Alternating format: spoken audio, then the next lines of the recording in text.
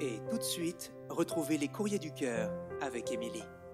Chaque semaine, Émilie reçoit vos questions, elle essaie d'y répondre et de vous conseiller. Voici la réponse de cette semaine. Bonjour à tous. Alors, je vais commencer par vous remercier parce que je reçois tous vos mails depuis 2 semaines et que je suis vraiment touchée par la confiance que vous me portez et par tous vos mots. Alors voilà, c'était ma petite séquence émotion du jour.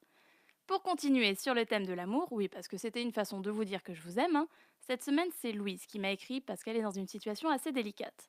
Elle est en couple depuis de longues années, elle ne voit pas son avenir sans son homme et elle a récemment rencontré quelqu'un d'autre qui bouleverse un petit peu tout son monde. Nous allons donc aborder les thèmes de la fidélité et de l'infidélité.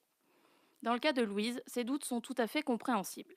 De ce qu'elle dit, elle a vécu, mangé, respiré à travers son homme, et c'est souvent là que se crée une dépendance vis-à-vis de l'autre, et cette dépendance, elle nous pousse à ne voir qu'à travers cette personne, et à nous reléguer en tant que soi au second plan. Personne n'est mis en tort ici, c'est un cercle vicieux qui se met en place dans une situation lambda. Sauf que trop ancré là-dedans, une tierce personne peut vite chambouler toutes nos certitudes. Cet autre homme, il arrive dans ta vie, il te regarde, il te désire, c'est quelque chose de nouveau, c'est quelque chose sans pression, de totalement libre. C'est donc tout à fait humain d'ouvrir les yeux sur cette personne et d'être attiré. Il y a l'attrait de la nouveauté, il y a ce désir naissant. Et surtout, ça t'éloigne de tes habitudes. Il y a l'intérêt qu'il a pour toi, celui qui te replace en tant que toi, en tant que femme désirable. Cette personne, elle te fait sortir de ton confort et de ta dépendance à l'être aimé.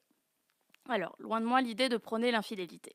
Je l'ai moi-même subie alors que j'étais censée marier, donc je sais à quel point ça peut faire mal quand on est trompé, mais, parce que oui c'est un gros mais, je pense aussi que ce qu'on ne sait pas ne peut pas nous faire de mal.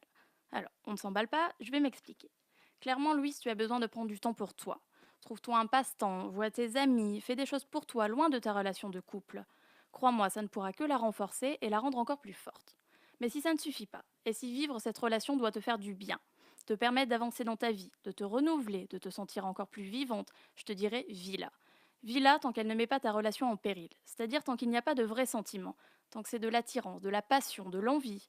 Je suis convaincue que parfois ce genre d'aventure peut faire repartir les émois d'une relation qui s'aplanit avec le temps. Ça peut donner une nouvelle force aux gens. Mais si tu penses que cette aventure elle peut être dangereuse et que tu es sûr de tes sentiments pour ton copain, alors ne fais rien. Une aventure, ça s'appelle une aventure parce que ça doit rester ce qu'elle est. Tant qu'elle ne change pas tes sentiments négatifs, ni ton couple, qu'elle ne vous éloigne pas et que ton ami ne le sait pas, ça ne peut pas lui faire de mal. Mais si c'est pas le cas, alors non. Ne prends pas le risque de le perdre et de perdre ce que vous avez construit à deux. Parfois c'est juste une mauvaise passe et avec le temps ça s'en ira. Je suis pas en train de dire qu'il faut aller voir ailleurs dès qu'on en a envie, absolument pas. On est là dans un cas bien particulier qui est celui de Louise, qui n'a jamais connu d'autre homme, qui n'a vécu qu'à travers lui, et qui donc est rongée intérieurement par ses nouveaux sentiments. Louise, t'es la seule à savoir ce qui est le mieux pour toi, pour ton couple, mais surtout pour toi. Ne fais rien que tu regretterais, mais fais ce que tu regretterais de ne pas faire. Voilà, tiens-moi au courant de l'évolution, j'espère que tout ira bien et on se retrouve la semaine prochaine pour un nouveau courrier du cœur. Merci Émilie. Eh bien, écrivez-vous aussi à Émilie sur emily.pantouflexplosive@gmail.com.